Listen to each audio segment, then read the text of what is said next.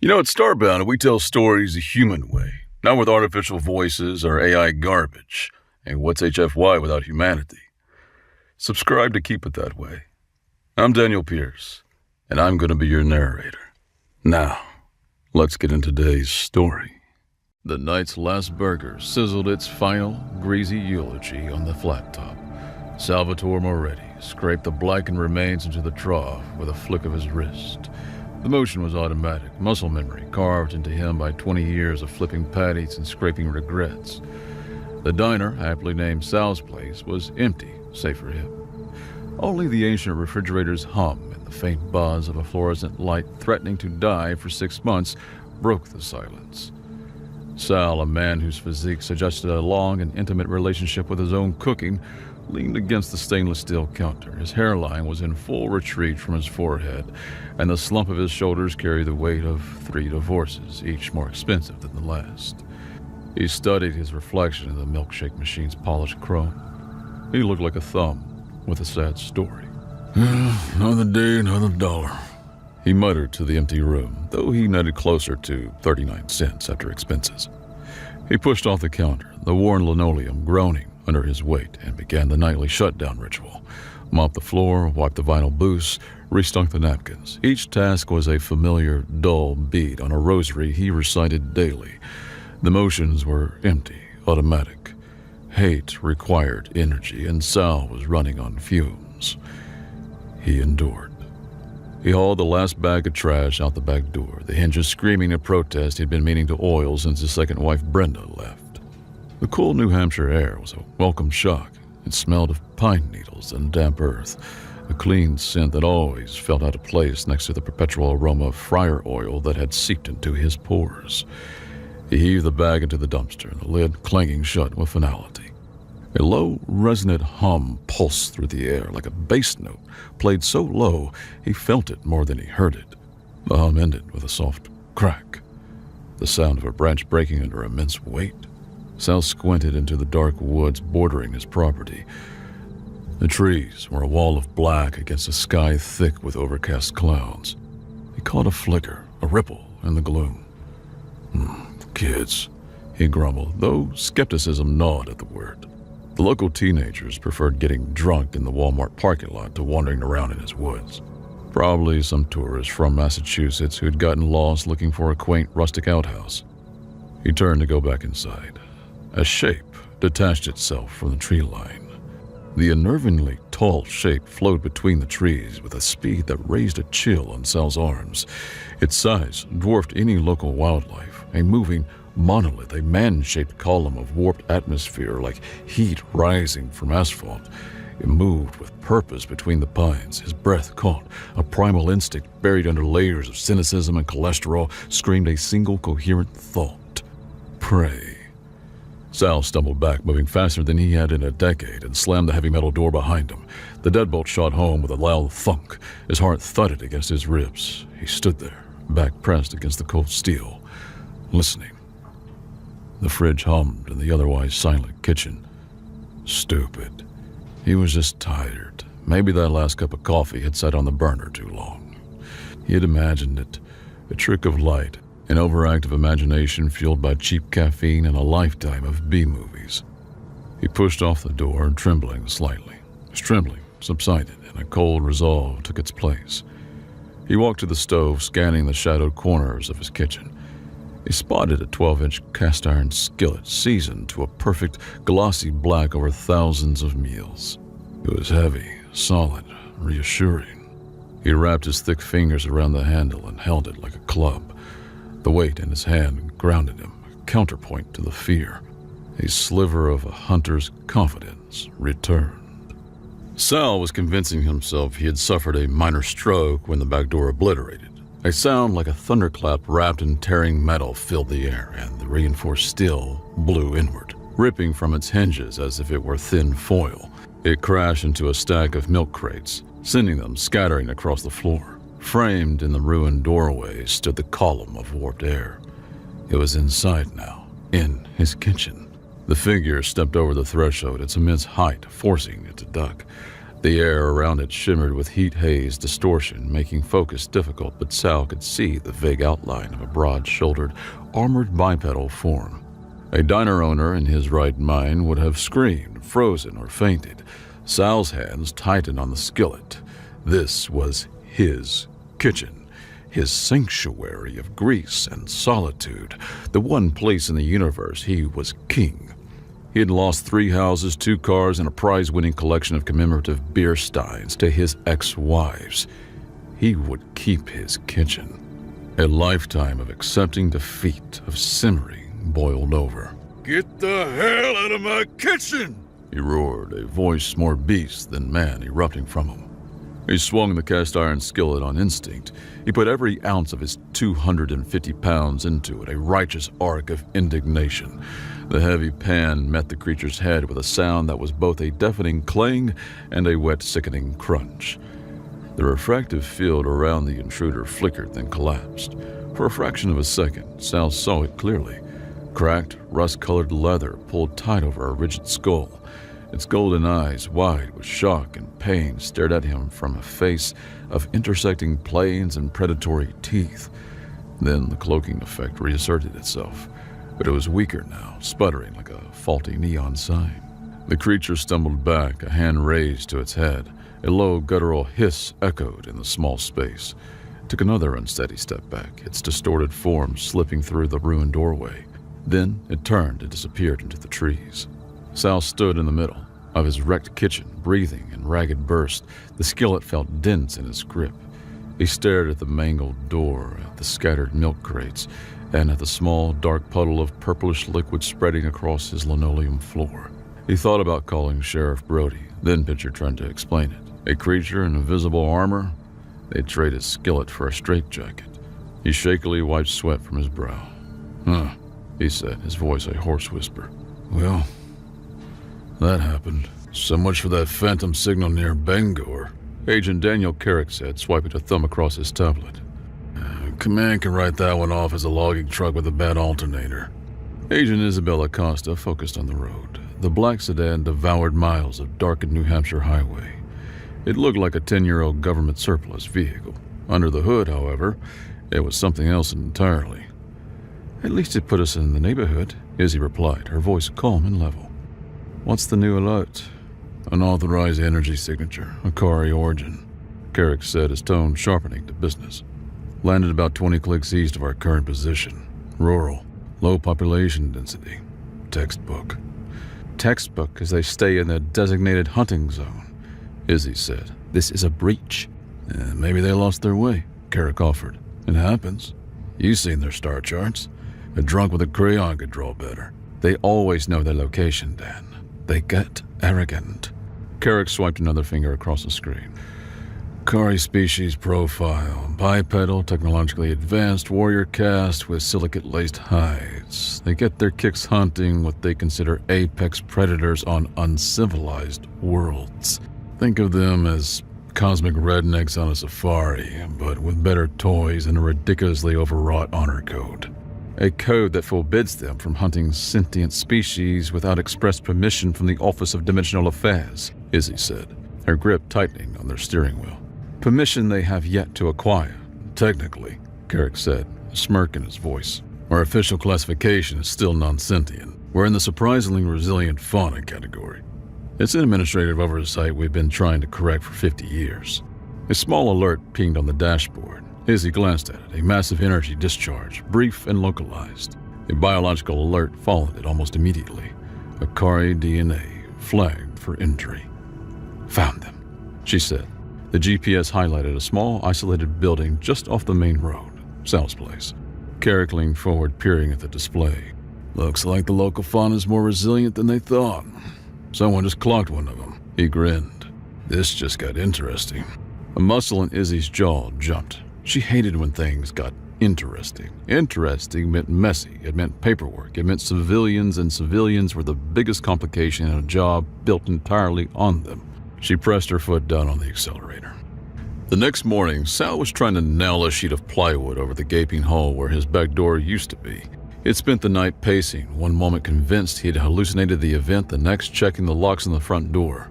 It settled on a compromise. He was probably having some kind of fever dream born of bad coffee, but if he was right, a sheet of plywood was a prudent investment. A sleek black sedan pulled into the gravel lot. Two people got out, a woman and a man, both dressed in sensible dark suits that screamed federal agent. In a polite but firm whisper, the woman moved with a sharp, contained energy, her dark hair pulled back in a severe bun. The man was lanky and loose-limbed with a perpetual smirk. Sal groaned. Health Department, or worse, the IRS. Maybe Brenda had told them he was hiding money in the walk-in freezer again. He met them at the front door, crossing his arms over his ample belly, his expression set to maximum grump. "We're closed," he grunted. The woman, Acosta, flashed a badge. The silver badge sported an eagle, but the agency name was a string of incomprehensible letters.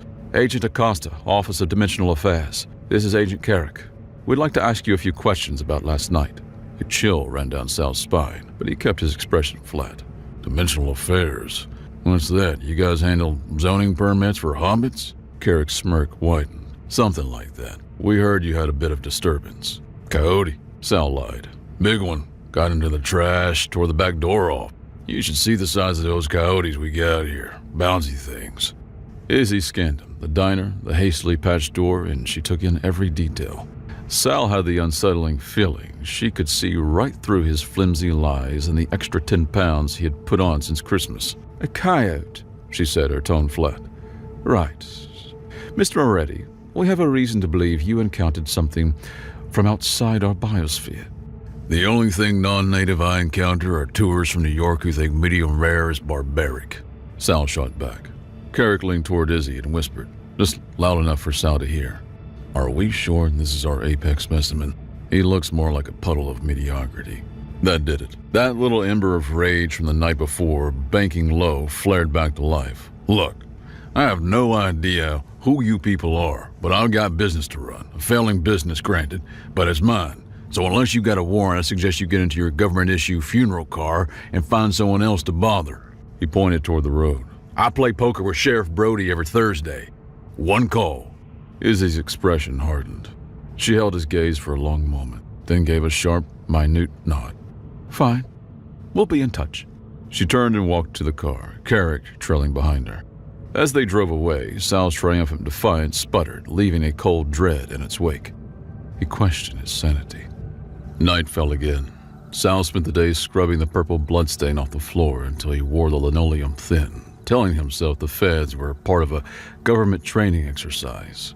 He reasoned the thing in his kitchen was a bear in a strange beekeeper suit. Each lie felt thinner than the last. He locked up, checking the new plywood door twice. He walked across the dark, empty parking lot toward his beat-up pickup truck, the gravel crunching under his boots. The air was still and cold. A deep, resonant voice echoed from the shadows near the tree line. The voice spoke in a series of clicks and guttural reverberations, but the words Sal heard were in perfect, if oddly formal, English. "Salvatore Moretti." Sal froze, his hand on the truck's door handle. He turned. Two figures materialized from the darkness. One was the creature from last night, its cloaking filled down. Its head bore a nasty, dented gash where the skillet had connected. It stood deferentially behind the other, larger figure whose posture conveyed absolute authority. This one was magnificent and terrifying.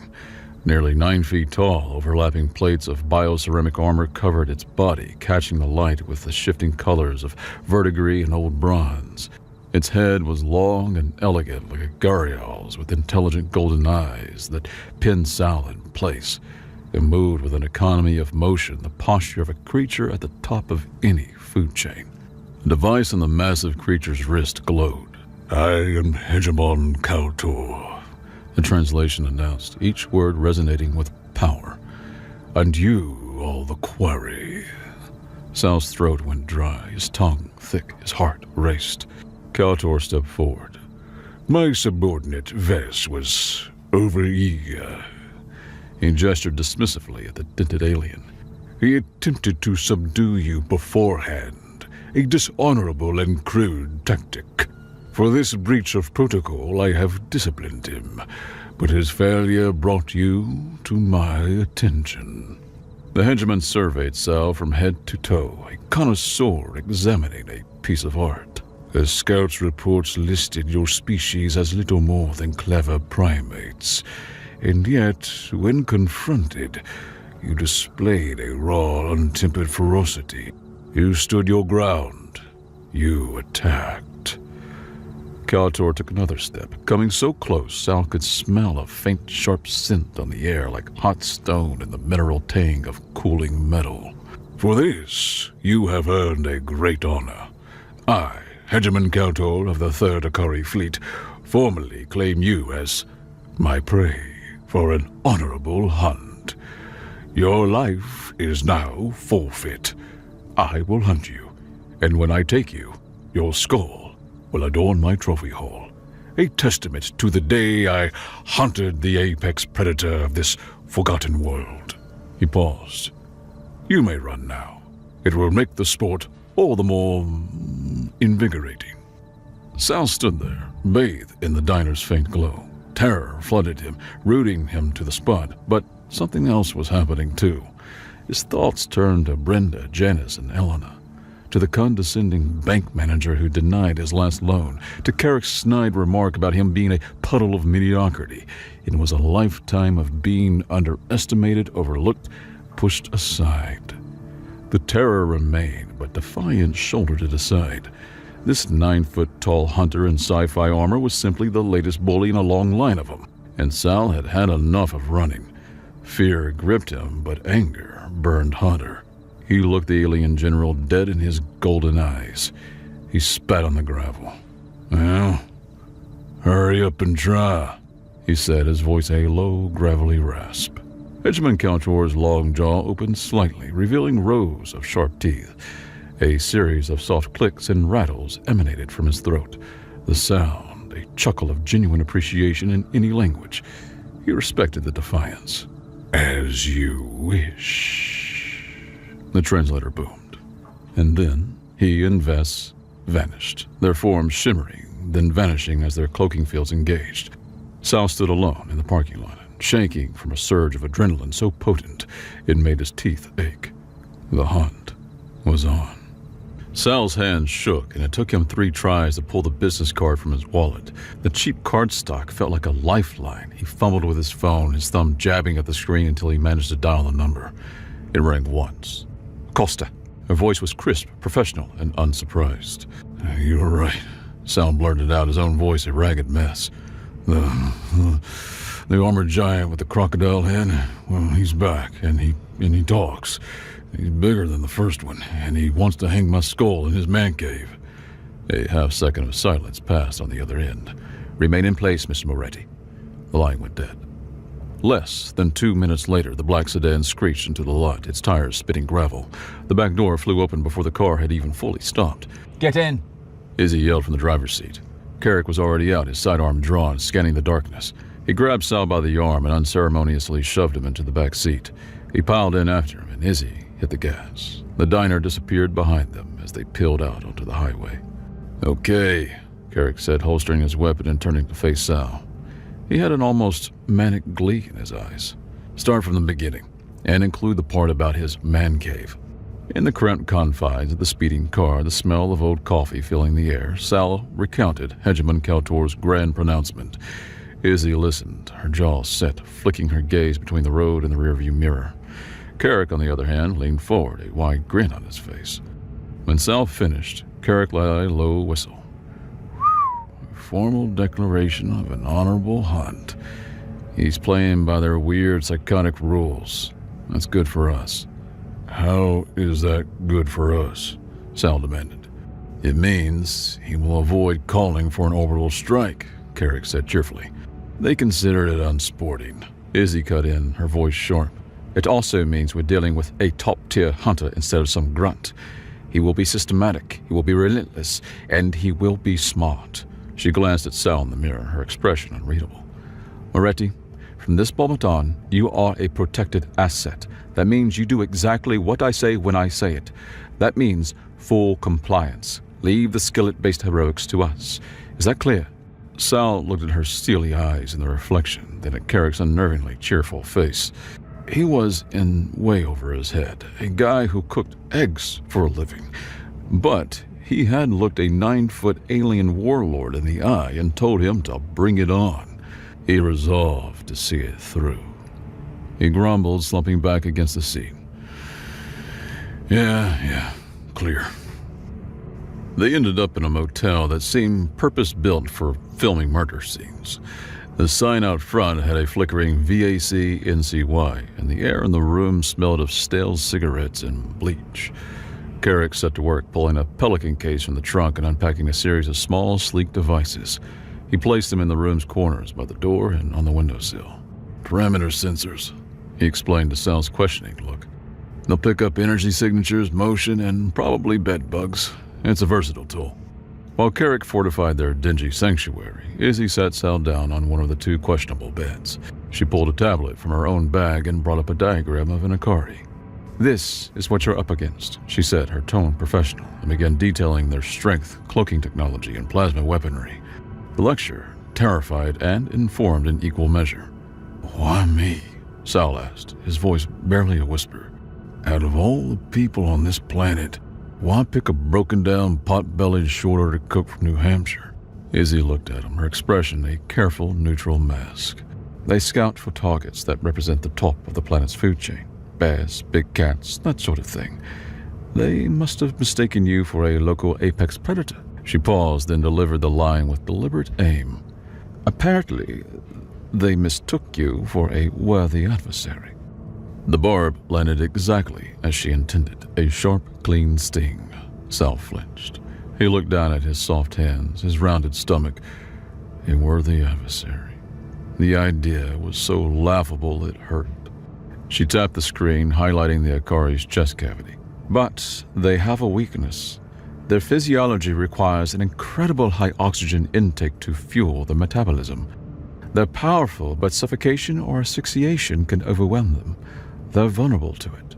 Hold still, Carrick said, approaching Sal with a handheld scanner that whirred. He ran it over Sal's clothes. A small light on the device blinked red. Damn, they tagged you. Tagged me? Like a deer? Sal asked, horrified. Worse. Microscopic biological spore, Carrick explained. Clings to fabric, skin, hair, emits a low-level biosignature that they can track from orbit. It's how they found the diner again so fast. He pulled a small aerosol can from his case. This is a neutralizing agent. It'll mask the signature for a few hours, maybe, but it offers a temporary fix at best. The spores will adapt. We need to keep moving. He sprayed Sal down. The cold chemical mist smelled faintly of lemon pledge and ozone. Sal's defense mechanisms kicked in. A microscopic tracker, he said, a bitter, humorless laugh escaping him. My ex-wife, Janice, had something similar. She called it a private investigator. Cost me a fortune. He shook his head. At least the giant armored monster was up front about wanting to kill me. For the first time since they'd met, Izzy's composure slipped. The corner of her mouth twitched. She looked at this rumpled, cynical man. A man who responded to an alien death threat with a bad joke about his divorce and saw something other than a liability. Carrick, overhearing, smirked. This would be fun. Later that night, the adrenaline had worn off, leaving Sal hollowed out and jittery. He lay awake, staring at the ceiling. He sat on the edge of his bed, watching Izzy. She disassembled and cleaned her sidearm on the small Formica table. The sleek black weapon came apart in her hands with a series of crisp clicks. Each part clicked into place with deft ease, a terrifying, mesmerizing motion. Sal looked at her strong, capable hands, then down at his own. His were good for flipping pancakes and kneading dough. He looked at her toned, athletic build, then down at the soft curve of his own belly. Here was a woman fighting a secret war against aliens, and here he was, a man whose greatest recent accomplishment was successfully unclogging his kitchen sink. He was a mess, a joke. Carrick's words echoed in his head, a puddle of mediocrity. A strange new impulse seized him, a desire, faint but fierce, to be more than the joke. While Izzy focused on reassembling the firing pin of her weapon, Sal slipped off the bed and got down on the grimy motel room carpet. He placed his hands shoulder-width apart, straightened his back, and as best he could, tried to do a push-up. He shook Violently, a groan of effort escaped his lips. He lowered himself an inch, his whole body trembling. He pushed back up, his face turning a shade of crimson that clashed horribly with the mustard yellow wallpaper. He managed one singular, pathetic repetition before his arms collapsed and he fell onto the floor with a soft thud. He lay there, panting, his face pressed against the threadbare carpet. A slow, deliberate clap came from the other side of the room. He twisted his head to see Carrick standing in the bathroom doorway, a towel slung over his shoulder. A wide, deeply amused grin spread across his features. "Careful there, champ," Carrick said, his mockery surprisingly gentle. "You keep that up, you might actually survive this."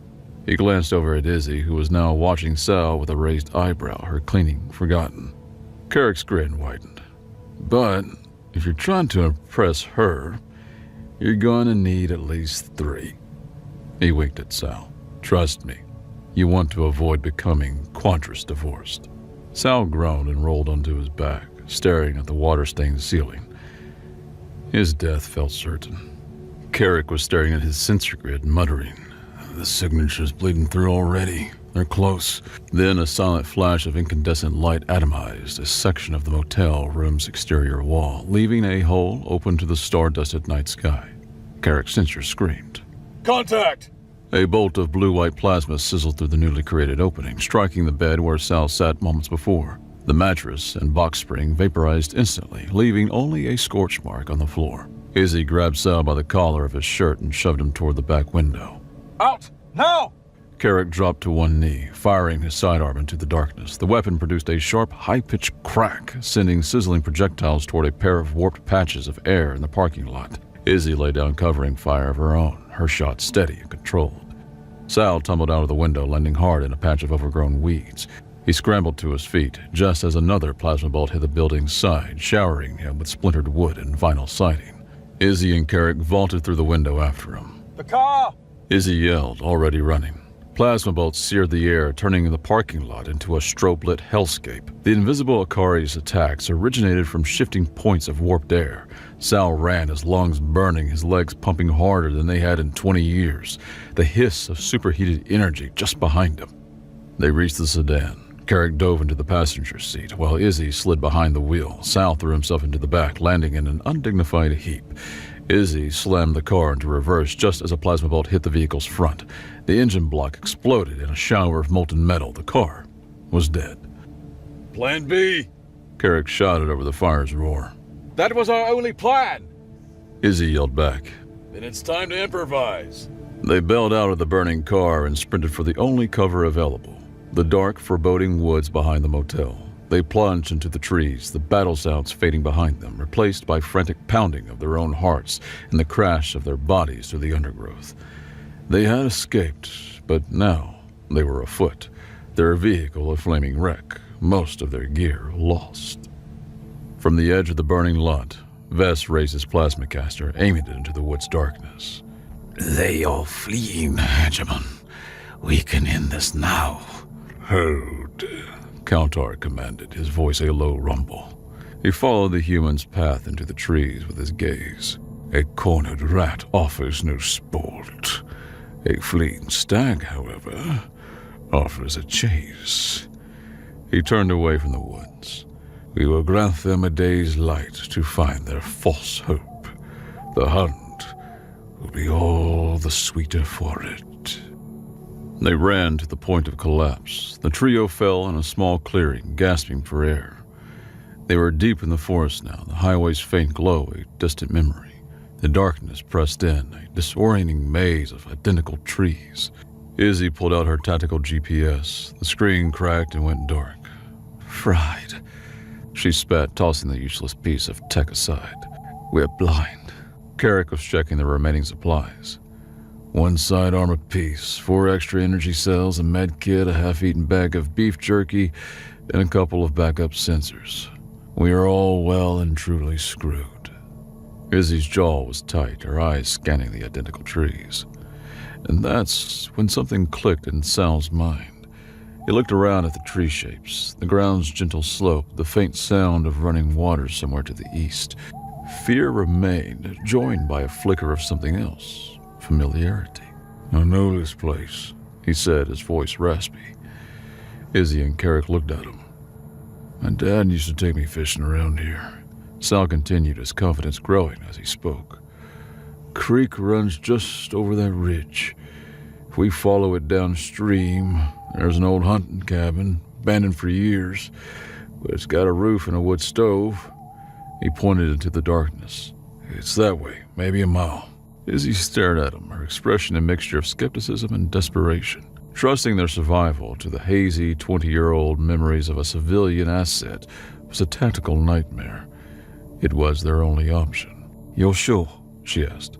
Sal nodded. Positive. I know these woods. Izzy held his gaze for a long moment, and then gave a curt nod. All right, Moretti. Lead the way. He did. He moved through the darkness with a surprising certainty, pointing out landmarks only he could see. A lightning-scarred oak, a peculiar cluster of rocks, the place where he had once seen a buck with a 10-point rack. He was a cook caught in a war. But this right here was his turf. An hour later, a dilapidated shape emerged from the trees, an old hunting cabin exactly where Sal had said it would be. As they slipped inside, pulling the rotting door shut behind them, Izzy paused and looked at him. Good work, Moretti, she said. He savored the compliment, the first in years, unrelated to the quality of his home fries.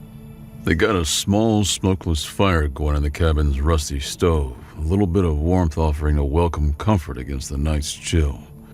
The adrenaline had long since faded, replaced by a deep, bone-weary exhaustion. They sat in silence for a while, the only sound the fire's crackle. Carrick, chewing on a piece of jerky, his usual smirk softened by fatigue, broke the quiet. So, Sal, he said, 3 divorces. That's impressive. You going for a record? Sal just shrugged. Marry enough times, you get good at divorcing. He stared into the flame. First one, Elena, high school sweetheart. We were kids. Grew apart. It was sad. Second one, Brenda. She said I was emotionally unavailable. Threw myself into the diner. She was right. He paused. Third one, Janice. She just wanted the money, which was funny because I had none. He looked up at him, his expression honest and raw. They were all right in their own way. I was stubborn, I was a poor listener. I figured if I worked hard enough, everything else would just sort of fix itself. That's a fantasy. It was the most honest self-assessment he had made in his life. The cabin fell silent again. Then Izzy spoke, her voice low.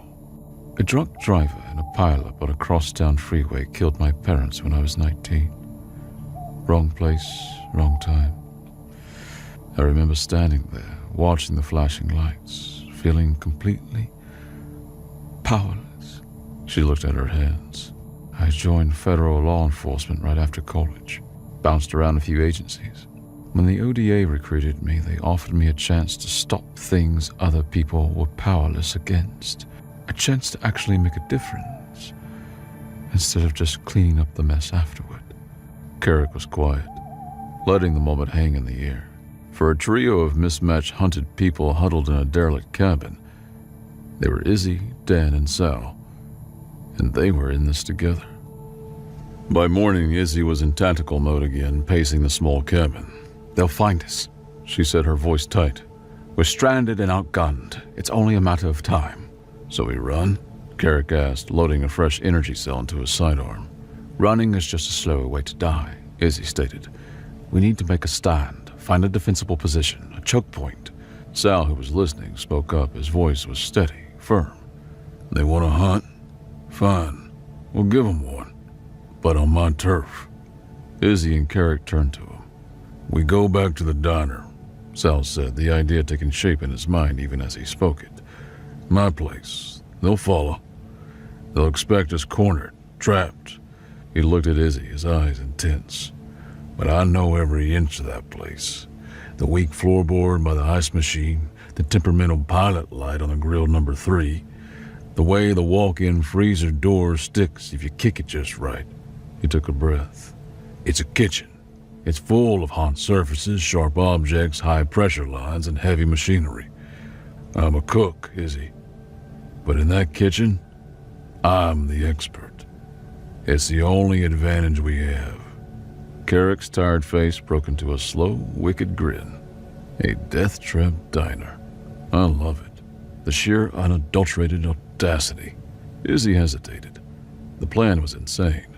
But Sal was arguing from a position of strength, a domain he mastered. It was their only real play. She studied the determined set of his jaw, the focus in his eyes. He stood straighter than he had before. She nodded. All right, Moretti. We do it your way. Let's go turn your diner into a fortress. Getting back to town was a long, tense trek through the woods. They moved under the tree cover, arriving at the edge of Northgate near midnight. The 24-hour superstore on the outskirts glowed like a beacon of consumerism in the darkness. Sal, armed with the pen Carrick had liberated from the motel room and a stained napkin, was making a list. Okay, he said, his voice a conspiratorial whisper as they crouched behind a decorative shrub in the parking lot. First, cornstarch, 50-pound bag from the industrial bakery aisle. Then, 20 gallons of cooking oil. Canola's fine. Rock salt, the kind for melting ice. 2 big bags, and ball bearings, as many as we can find in the automotive section. He paused and grinned. And the biggest sack of flour they sell. Carrot looked at the list, then back at Sal. What the fresh hell are you planning to cook up? A blue plate special, Sal said grimly. All right, Carrick said, cracking his knuckles. You two handle the shopping list. I'll handle transportation. ODA Field Manual, Section 4. Applied automated procurement. The heist unfolded with beautiful, silent absurdity. While Carrick slipped into the employee parking lot shadows, Izzy provided overwatch as Sal directed her through the store's service entrance. They moved with quiet purpose, loading their strange collection of goods onto a flatbed cart. Their hearts hammered when a sleepy-looking night watchman rounded the corner, forcing them to dive behind a massive display of lawn gnomes. The moment he vanished, a beat-up white cargo van rolled silently up to the loading dock, Carrick at the wheel. Its alarm system hastily disabled. They loaded their supplies and disappeared into the night. They worked through the early morning hours, the diner lit only by a few battery-powered lamps Carrick had produced. The air was thick with the smells of metal and cornstarch from Carrick's tools. While they were rigging a pressure plate near the deep fryer, Sal paused. He looked over at Izzy, who was examining the structural integrity of a ventilation shaft. He cleared his throat and turned to Carrick. Hey, can I ask you something? Carrick was busy siphoning cooking oil into a repurposed fire extinguisher. If it's about my stunning good looks, then the answer is yes. It's natural. No, I need advice, Sal mumbled. About Izzy. Carrick stopped what he was doing and looked at Sal with an expression of unholy delight. Oh, this is even better. Lay it on me, Romeo. How does a guy like me, Sal said, gesturing to his own portly frame, get a woman like her to, notice him? Carrick stroked his chin, adopting an expression of profound seriousness. He chewed on a piece of stolen jerky for a moment, deep in thought. Okay, he said, here's what you do.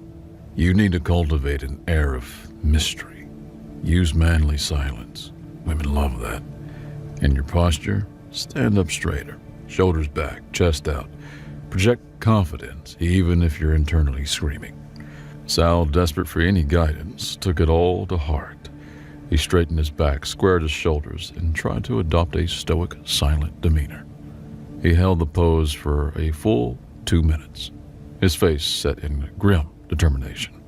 Izzy walked over, wiping grease from her hands. She looked at Sal's stiff, unnatural posture. Moretti, are you having a stroke? His shoulders slumped. Carrick burst out laughing. But as Sal turned away, his posture deflated. Izzy watched him, and for just a second, a hint of a smile touched her lips. She had noticed. His effort, though not his form, had registered. Sal and Carrick had jury-rigged the deep fryers, connecting them to high-pressure hoses aimed at the main kitchen entrance. One press of a button would unleash a torrent of 400-degree oil.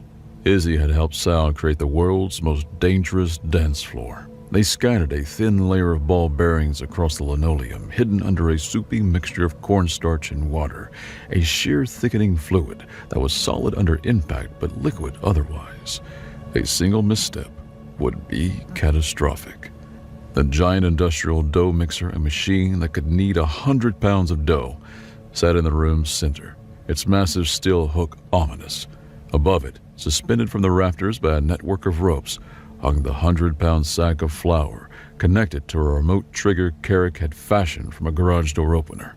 They rigged the pilot lights on the main gas range to flare into 6-foot jets of flame.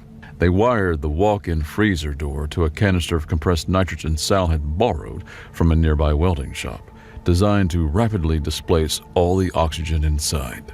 They stood back and surveyed their work. Exhausted, covered in grease and flour, they moved with a shared purpose. Sal's place was ready for its final, most important service. They killed the lights and waited in the diner's darkness. Carrick hid in the pantry, a tablet displaying the readings from his few remaining sensors. Sal and Izzy crouched behind the main service counter, the linoleum cold against their knees. Sal turned to Izzy in the gloom. "Hey," he whispered. "Thanks." "For what?" she whispered back as she fixed her gaze on the front door. For treating me like a partner. For trusting me." She turned to look at him, her face barely visible in the faint moonlight filtering through the windows.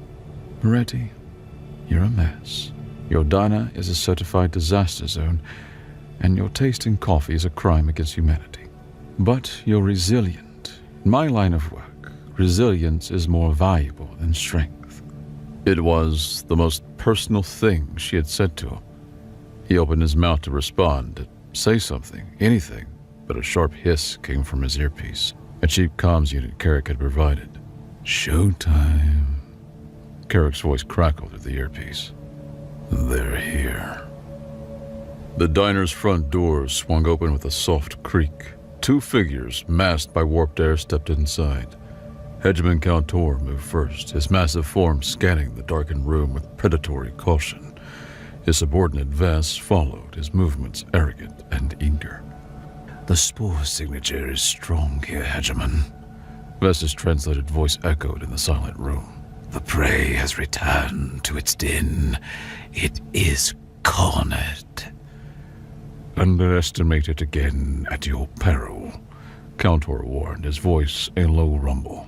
Vess, his pride still smarting from his previous defeat, ignored the warning. The open doorway to the kitchen drew his attention, and he strode toward it, plasma caster held at the ready, determined to claim the first blow and restore his honor. He stepped across the threshold into the kitchen. His first step landed squarely in the cornstarch slurry. Under the sudden impact, the fluid solidified, gripping his boot for a fraction of a second. His next step, however, landed on the slick, oil-covered ball bearings beneath. His feet shot out from under him with comical abruptness. The 9-foot-tall alien warrior let out a surprised squawk as he pinwheeled his arms, trying to regain his balance. He slid uncontrollably across the floor, crashing into a stainless steel prep station with a massive clang of armor on metal. "No!" Sal yelled. He slammed his hand down on a large red button they had wired to the fryers. With a loud hiss, twin jets of superheated cooking oil erupted from the modified nozzles, dousing the flailing Vess. The alien screamed, a high-pitched shriek of agony, as the 400-degree oil hit his armored plating. While the bioceramic resisted the oil, it flash-boiled on the surface, sending plumes of acrid smoke into the air and instantly seizing the delicate articulated joints of his suit. From the pantry, Carrick opened fire, his rounds peppering the wall near Couture. Across the room, Izzy rose from behind the counter, her own weapon cracking, her shots aimed at forcing the hegemon away from his subordinate. Vess, his armor smoking and his joints locking up, struggled to rise. He was a sitting duck. "Draw his fire!" Izzy yelled to Carrick. Carrick obliged, sending another volley of rounds that forced Vess to raise his weapon arm, shielding his head. The move forced him to backpedal, stumbling deeper into the kitchen, right toward the open door of the walk-in. It was Sal's cue. He burst from behind a rack of sheet pans, pushing a heavy-wheeled utility cart loaded with sacks of potatoes. He moved lumberingly, a massive, determined object in motion. He aimed the cart at the alien's legs. The heavy cart hit Vess's knees with a solid, meaty thud. The alien's legs buckled, and he toppled backward, crashing through the plastic curtains and into the frigid darkness of the walk-in. Carrick was already moving. He slammed the heavy insulated door shut, throwing the thick locking bolts home. At the same time, Sal yanked a chain connected to the rigged nitrogen canister. With a deep whoosh, the inert gas flooded the small, sealed compartment. Inside, Vess roared with fury, but the door muffled the sound. He would be unconscious from oxygen deprivation in less than a minute. One down. Hegemon Kaltor was a different story. He was a veteran of 1,000 hunts and 100 worlds, far more experienced than his arrogant subordinate. Enraged by their clever tactics, he moved with terrifying speed. He cleared the treacherous floor, using the prep tables and counters to leap across the kitchen. He fired his plasma caster. The bolt caught Carrick in the leg, sending him to the ground with a cry of pain. Another shot blasted the sidearm from Izzy's hand, sending it skittering across the floor. He had her cornered against the industrial sinks, his massive form blocking her escape. He raised his weapon for the final shot. Panic seized Sal. Izzy was trapped, defenseless. He was weaponless, planless. He did the only thing he could think of. He grabbed 2 large saucepans from a nearby rack and started banging them together with all his might, creating a deafening, discordant clang. Hey, Ugly! Sal screamed, his voice raw. Over here! Your mother was a handbag and your father smelled of elderberries. The tactic was so unexpected, so utterly absurd, that it worked. Kaltor, focused on his helpless prey, turned his massive head toward the source of the racket. He narrowed his golden eyes with contempt at the sight of the noisy primate. That momentary distraction gave Izzy the opening she needed. She lunged toward the one weapon that had started it all. She scooped Sal's original cast-iron skillet from its hook by the stove. With a desperate 2-handed swing, she slammed the heavy pan into the back of Kaltor's knee joint. A sickening crack echoed as ceramic stressed and failed. The hegemon roared in pain as his leg buckled, his advanced armor compromised by brute force and simple iron. From his position on the floor, Carrick, grimacing in pain, raised his sidearm and fired a single shot. The energy bolt struck Kaltor's plasma caster, and the weapon exploded in a shower of useless sparks. Wounded, disarmed, and off balance, the hegemon was vulnerable. Now was their chance. The mixer! Izzy yelled. Izzy used the skillet like a cudgel, hammering at Hegemon's damaged leg. Sal, abandoning his saucepans, threw his entire weight into Kaltor's side, a human battering ram. The giant alien stumbled, roaring in frustration, trying to swat them away. His raw strength outmatched them, but the combined relentless assault drove him back step by painful step. He stumbled over a fallen prep chair, his good leg slipping on the greasy floor. He was falling, his trajectory aimed directly at the industrial dough mixer's gaping maw. With a final, desperate shove, they toppled the hegemon over the side. He crashed into the huge steel bowl with a boom that shook the entire kitchen. Sal scrambled to the control panel and slammed his fist down on the on switch. The mixer whirred to life, its powerful motor groaned under the strain, but the massive corkscrew-shaped hook turned. It caught on Kaltor's armor, pinning him, twisting him, and immobilizing him within the confines of the bowl. He struggled, but the machine's torque was immense. Carrick, propped up against a counter, grinned through the pain. He raised a small remote he held, and for dessert, he pressed the button. High above, the trigger released. The 100-pound sack of all-purpose flour burst open. A white avalanche tumbled down, dumping its entire contents into the mixer bowl. The fine powder mixed with the oil and the water from the cornstarch slurry that coated the hegemon's armor. The mixer churned, blending the ingredients into a thick, glutinous paste. The powerful machine designed to create perfect bread dough was now entombing an alien general in a rapidly hardening cocoon of kitchen-grade concrete. Kaltor's enraged roars became muffled, then silent. A half hour later, the quiet whomp-whomp of rotor blades filled the air. A sleek, black, unmarked helicopter landed in the parking lot. A ramp lowered, and a team of figures in sterile, white containment suits filed out. They moved with a silent, eerie coordination flooding the wrecked diner. They worked in silence. They assessed the scene, secured the paste-encased Cowtor in a humming containment field, and carried the still unconscious Vess out from the freezer on a floating gurney. A man in a perfectly tailored black suit, his face a bland plane of ministerial authority, stepped out of the helicopter. He approached Izzy, who was helping a medic patch up Carrick's leg. "Agent Acosta," the man said, his voice as crisp as a fresh banknote. "A tidy, if unorthodox, resolution." He glanced over at Sal, who was standing numbly amidst the wreckage of his life's work. The man's lip curled in faint distaste. "Your asset performed adequately." He turned back to Izzy. "The official story will be a severe gas leak followed by a series of unfortunate explosions. The agency will compensate Mr. Moretti for his property." As two medics helped the now grinning Carrick onto the helicopter, he caught Sal's eye. The snarky agent gave him a slow, genuine nod. "See?" Carrick called out. "Told you 3 push-ups would do it." Sal stood in the ruined doorway of his diner, watching the cleanup crew erase every trace of the night's events. The sun was just beginning to rise, painting the eastern sky in shades of pink and orange. Exhaustion weighed on him. He was bruised, and his entire world had turned upside down and then encased in dough. But he was standing taller than he had in a decade. Izzy walked over to him, her own suit now covered in grime and oil. She was about to board the helicopter. He needed to say something, to thank her. He fumbled for the words. Thanks for, She cut him off, her voice softer now. "Moretti," she said, looking him straight in the eye. "You're a mess. Your diner is a certified disaster zone, and your taste in coffee is a crime against humanity." She paused and gave a small, almost imperceptible smile. "Next time I'm in town investigating a cosmic horror, I'm buying you a decent cup. Make sure you're free." It took him a second to process it, to understand that she had just asked him out. He stared, dumbfounded, as she gave him a small, genuine smile, then turned and walked up the ramp into the helicopter. The ramp closed, the engines whined, and the black craft lifted into the morning sky, disappearing as if it had been a mirage.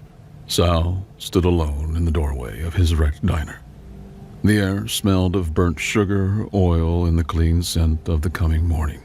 A slow, unpracticed grin spread across his face, the first real one he had worn in 10 years.